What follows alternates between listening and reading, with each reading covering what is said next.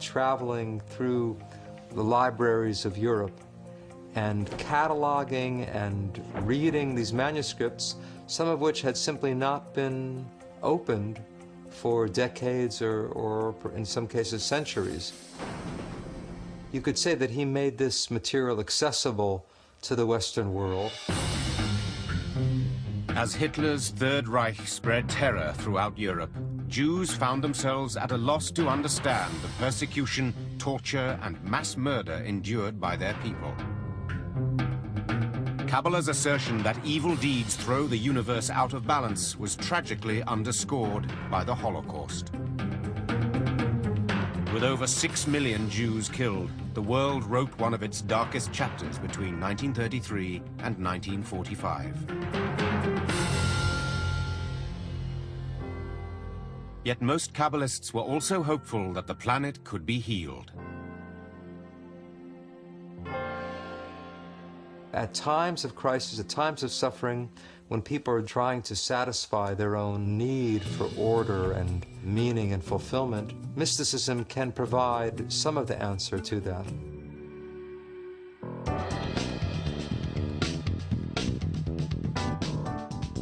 In the 1960s, the European and American counterculture explored new approaches to religion and spirituality.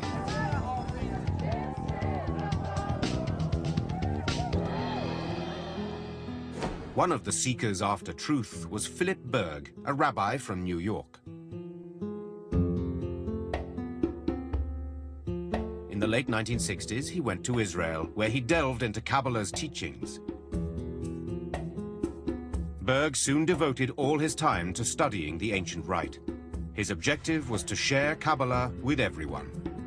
He reshapes it by presenting it in a way that someone who's not versed in Kabbalistic text and doesn't know much even about Judaism can understand these ideas and apply them for his way of life. Berg's simplified interpretation of Kabbalah became very popular. At the beginning of the 1970s, he opened his first Kabbalah center in Tel Aviv.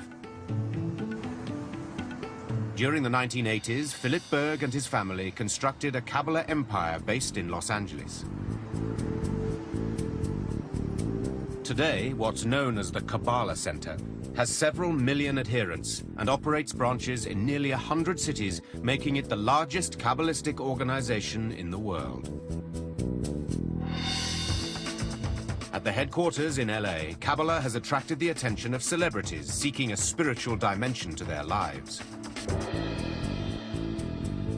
Berg's two sons helped to promote the concept that, unlike the restricted Kabbalah of the past, this new version is open to all. We offer Kabbalah for everyone, without any barriers, race, sex, religion, anything. So we're very excited about the opportunity of bringing this wisdom, which has been hidden, to the masses, by making it accessible, understandable, and practical. But by opening the doors to everyone, the Kabbalah Center has opened itself to some harsh criticism. You have all of these Hollywood people jumping on the Kabbalah bandwagon, but many of them are not Jews and they're not observing Jewish law. Whether they're studying the real Kabbalah, I doubt it.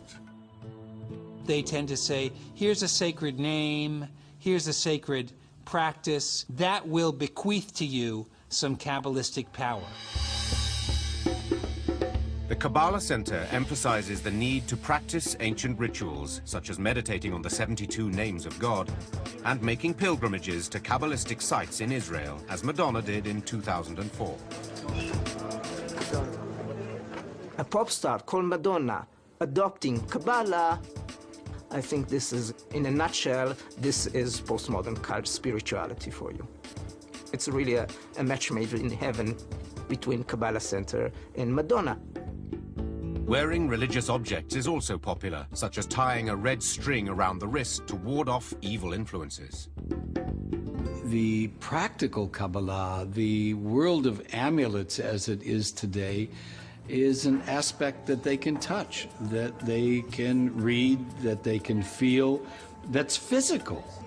And these are all things for which theoretical Kabbalah doesn't touch them. doesn't reach them. New Kabbalah is study Kabbalah not in order to understand the universe, the secrets of the universe, but in order to find a practical way of making your life better. The decoding of Kabbalah has been a deeply mystical journey for many people for thousands of years, and the mission to control its secret knowledge continues to this day. I think there is a struggle of possession of Kabbalistic knowledge, who's in the possession of interpreting it and explaining its worth and significance to the wider world. Okay, you could have a thought and that could connect you to God. That's what Kabbalah is about. This true, serious, deep study of Kabbalah is going on and will continue. I'm sure that a lot of them who are the not sincere ones will, simply drop out sooner or later. So my whole proposition, and this is Many followers say that even with absolute dedication, it is impossible to discover all the hidden meanings within Kabbalah. but there's another whole level that the Kabbalists said. Okay, There's so many layers and levels of Kabbalah that you could take your whole life and you're still not going to finish learning the universe of Kabbalah. This ancient metaphysical body of wisdom will no doubt continue to reveal new marvels to the modern world.